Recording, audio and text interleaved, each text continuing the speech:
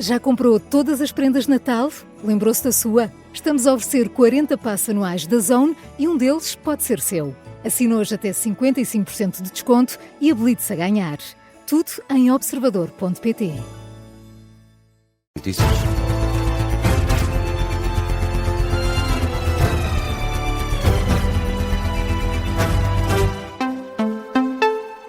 Jornal das Duas, edição com o Miguel Vidara. Miguel, outsourcing e o banco de horas individual são duas linhas vermelhas que a UGT leva para as negociações com o Governo, negociações que vão ser retomadas na terça-feira. Dia para o qual a Ministra do Trabalho marcou uma nova reunião com a Central Sindical. O tema único são as alterações ao Código do Trabalho. A convocatória acontece um dia depois da greve geral. Sérgio Monte, secretário-geral adjunto ao UGT, espera que Luís Montenegro cumpra a palavra que deu à Central Sindical de que todas as matérias são suscetíveis de alterações e dá dois exemplos. Nós, a questão do outsourcing é uma matéria em que está proibido durante um ano, estamos suscetíveis a que esse período seja reduzido, mas deve-se manter ali um travão, ali um sinal de que o outsourcing é para externalizar serviços e não para despedir trabalhadores para contratar outros mais baratos. Isso é que não podemos admitir e, portanto, esse sinal tem que ser dado. E depois temos aqui uma medida, enfim, já falamos, essa é publicamente, posso dizê-lo porque já foi dito pelo UGT, que é o Banco de Horas Individual. O Banco de Horas Individual vem claramente prejudicar a união coletiva. Sérgio Monte, secretário-geral da UGT, com duas das medidas que a União Geral de Trabalhadores quer ver retiradas do anteprojeto de alterações ao Código do Trabalho, apresentado pelo Governo, a possibilidade do banco de horas individual e também a eliminação do travão do recurso ao outsourcing em caso de despedimentos coletivos. Governo e UGT, como disse, voltam a sentar-se à mesa das negociações na terça-feira. Sérgio Monte assegura que negocia com quem for, mesmo que seja com o Ministro do Trabalho, isto apesar das críticas à forma como Maria do Rosário Palma Ramalho tem gerido a negociação. Vamos lá ver, nós, o interlocutor do Governo será aquele que o Governo entender. Nós negociamos com quem tenha, digamos, que esteja mandatado para isso. Portanto, não vê qualquer obstáculo que seja Maria do Rosário Palma Ramalho negociar em nome do Governo estas alterações ao Código do Trabalho com o GT? Isto não é uma questão pessoal, pelo amor de Deus, não tem nada a ver com uma questão pessoal, isto tem a ver com é uma questão de negociação que não tem a ver com as questões pessoais, pelo amor de Deus. Negociação que é retomada na próxima terça-feira, 5 da tarde, a hora deste encontro entre uma delegação da UGT e do Governo. E o Ministro das Finanças acredita que vai ser possível chegar a um acordo. Sim, uma convicção manifestada esta manhã em Bruxelas. Joaquim Miranda Sarmento considera que para aumentar os salários é preciso melhorar a produtividade. É o que se pretende, sublinha o Ministro, com as alterações propostas pelo Governo. O que estamos a dizer é que quanto maior for a produtividade, quanto maior for o crescimento económico, maiores serão os salários. Não há outra fórmula de fazer crescer os salários. E para isso são necessárias reformas estruturais. Estamos num bom momento económico, é nestes momentos que se fazem as mudanças e as reformas estruturais. Joaquim Miranda Sarmento, Ministro das Finanças, em declarações aos jornalistas no final de uma reunião com a Comissão Europeia que se centrou no apoio financeiro à Ucrânia. E Luís Marques Mendes já saudou essa reunião da próxima semana entre o Governo e a UGT. Uma boa notícia, diz o candidato presidencial, que desvaloriza a divergência entre os números avançados pelo Governo e pelos sindicatos sobre a participação na greve geral de ontem. Eu nessa matéria não atribuo grande importância porque entre os números dos sindicatos e os números do Governo, normalmente no meio termo é que está a verdade. Não, isso cada um faz o seu papel. Os sindicatos também atacaram o Governo e o Governo desvalorizou a greve. Não, acho que o mais importante é haver uma reunião já na próxima semana entre o Governo e a UGT e depois alargando aos parceiros sociais na concertação social. Se isso acontecer, é o melhor sinal que tivemos no dia de hoje.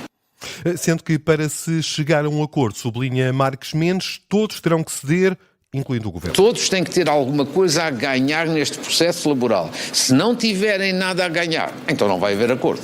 Portanto, todos têm que ceder para que todos possam ter alguma coisa a ganhar. E acha provável que o Governo ceda? Acho que é inevitável. Apresenta-se uma proposta, de um modo geral, mais maximalista para depois ir fazendo concessões. A expectativa de Luís Marques Mendes acredita que o Governo vai abdicar de algumas das propostas que constam do anteprojeto, por forma a que seja possível chegar a um entendimento com a UGT. O candidato presidencial António Filipe aguarda com expectativa a forma como o Chega vai votar o pacote laboral. Sim, o convidado do programa Sob Escuta da Rádio Observador ouviu as críticas ontem feitas por André Ventura a algumas das propostas do governo. António Filipe espera agora para saber se a bancada do Chega vai ser consequente. Eu não sou deputado, não vou votar este pacote laboral, mas se fosse deputado, obviamente não tinha a mínima dúvida de votar contra.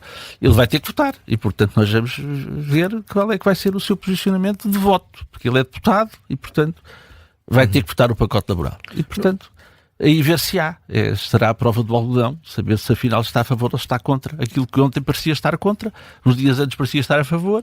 Quando chegou o dia da votação, enfim, logo veremos. O teste do algodão, a forma como o Chega vai votar este pacote de alterações à Lei do Trabalho, depois das críticas feitas por André Ventura a algumas das propostas do Governo. Já votado e aprovado pelo Parlamento, hoje o novo regime que visa regular a atividade do lobby, e apenas o PCP votou contra. À semelhança do que aconteceu nas votações durante a fase de especialidade.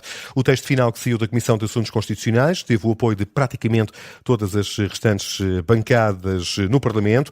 O projeto tem por objetivo estabelecer regras de transparência e aplicar a entidades privadas que procurem exercer lobby, ou seja, representar de forma legítima os seus interesses junto de entidades públicas. Os deputados aprovaram ainda a criação de um registro de transparência para a representação desses mesmos interesses. Já o PS diz estar preparado a realizar eleições para os órgãos externos do Parlamento e a dialogar com o PSD. Quando o PSD entender. Sim, a Conferência de Líderes tinha marcado para 19 de dezembro as eleições dos vários órgãos externos em falta, incluindo os 5 membros do Conselho de Estado, 3 juízes do Tribunal Constitucional e também do Provedor de Justiça. O Jornal Público chegou a noticiar que o processo só avançaria depois das eleições presidenciais, por falta de entendimento entre PSD, Chega e PS. Ora, Eurico Brilhante Dias, líder parlamentar socialista, diz que está preparado para dialogar com os social-democratas. Vamos esperar pelo momento certo. O Partido Socialista está preparado para fazer eleições e para negociar naturalmente e para conversar com o PSD sobre esses temas quando o PSD entender. Manifestação de disponibilidade por Eurico Brilhante Dias, o líder parlamentar do Partido Socialista. Falamos agora do caso de 4 influencers suspeitos de terem violado em grupo uma rapariga de 16 anos em Loures e de partilharem o vídeo no TikTok. Estes jovens vão ao julgamento. As sessões arrancam nos próximos dias. Sim, o Ministério Público deduziu a acusação e o julgamento vai arrancar em breve. A informação é avançada ao Observador pela Procuradoria-Geral da República. A investigação está a ser conduzida pelo Ministério Público de Loures. A alegada violação aconteceu em fevereiro.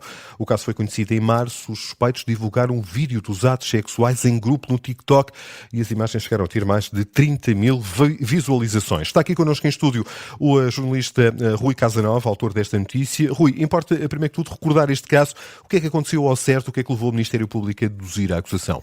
Sim, como dissemos, o caso remonta a fevereiro deste ano, altura em que terá acontecido a violação em grupo, em Loures, perto da casa da alegada vítima, a menor de 16 anos. Os suspeitos desta violação em grupo são 4 jovens influencers do TikTok, que têm milhares de seguidores nas redes sociais, onde precisamente divulgaram as imagens dos alegados atos sexuais não consentidos. Ora, o caso aconteceu em fevereiro, mas só foi conhecido em março, quando a Polícia Judiciária revelou que deteve 3 suspeitos, 3 jovens entre os 17 e os 19 anos. Depois, mais tarde, em junho, a PJ anunciou a detenção de um 4º elemento do grupo. O destaque aqui para o facto de alguns deles serem menores na altura dos factos. A vítima, como é que isto aconteceu? A vítima terá combinado um encontro com estes influencers, mas foi surpreendida pela presença do 4º elemento do grupo. Foi aí que se deu a alegada violação em grupo, que foi filmada. Os suspeitos partilharam depois as imagens nas redes sociais, nomeadamente no TikTok. Como dissemos, o vídeo teve mais de 30 mil visualizações. Na altura ninguém denunciou o caso. Mais de 30 mil pessoas viram o vídeo, mas ninguém denunciou o caso. O vídeo foi, entretanto, apagado. O caso foi conhecido porque o Hospital Beatriz Ângela em Loures, onde a vítima foi assistida, denunciou o caso, como é obrigado nestas situações, à PSP, e depois a PJ deu seguimento à investigação. E que crimes é que aqui podem estar em causa, Rui? Não sabe ainda por quantos ou quais crimes vão a julgamento estes 4 influencers. A Procuradoria-Geral da República, questionada pelo Observador, remete essa informação para o Ministério Público de Loures, que é quem está com esta investigação. Questionámos o Diabo de Loures, mas ainda não obtivemos resposta. Certo é que os jovens foram constituídos arguidos e, quando foram detidos, foram indiciados investigados por um total de 51 crimes, incluindo aqui os crimes de violação, sequestro, pornografia de menores. Não sabe se são estes ou outros crimes pelos quais vão a julgamento. Aguardamos essa resposta. A PGR, a Procuradoria-Geral da República, confirma apenas que sim, que vão a julgamento e que as sessões vão arrancar em breve, isto porque o inquérito já teve despacho final. O Ministério Público deduziu mesmo a acusação contra os 4 suspeitos. De resto, o Semanário Expresso já tinha avançado em outubro que a PJ propôs que fosse deduzida a acusação contra os 4 arguidos pelos crimes de violação agravada e pornografia de menores. Importa aqui explicar que o crime de violação de que são suspeitos é punível com o máximo de 10 anos de prisão, agravada pelo facto de a violação ter sido cometida em grupo, neste caso por 4 pessoas. O crime de pornografia de menores é punível com 8 anos de pena de prisão. De recordar, como disse há pouco, que aqui alguns dos suspeitos eram menores à altura dos factos, o que pode aqui alterar um pouco a questão da moldura penal. O facto das imagens também terem sido divulgadas na internet pode constituir outra moldura penal, isso já é outra questão. Há aqui um pormenor importante, só mesmo para terminar. A alegada vítima, a menor de 16 anos, foi ouvida pelas autoridades aqui há uns meses e essas declarações podem ser utilizadas no julgamento que a Procuradoria-Geral da República confirma mesmo que vai avançar. Obrigado, Rui Cassinalva, aqui com os detalhes deste caso que envolve uma violação em grupo. O Ministério Público deduziu a acusação. O julgamento vai arrancar nos próximos dias. São 2h11. Vamos ainda a outras notícias em destaque. A mortalidade no mês de dezembro é quase 20% mais elevada do que no ano passado. É o valor mais alto da década, com exceção dos anos da pandemia. Entre 1 e 10 de dezembro morreram mais de 3.700 pessoas, mais 600 em comparação com o mesmo período do ano passado. Bruxelas espera que a União Europeia aprove a assinatura do acordo comercial com o Mercosul. A cerimónia oficial está agendada para o dia 20 de dezembro no Brasil. França é um dos países que tem levantado alguns entraves, invocando preocupações da natureza ambiental e o impacto na agricultura, mas a maioria dos Estados europeus já manifestou o apoio a este acordo com o Mercosul. Miguel Videira com o Jornal das 2.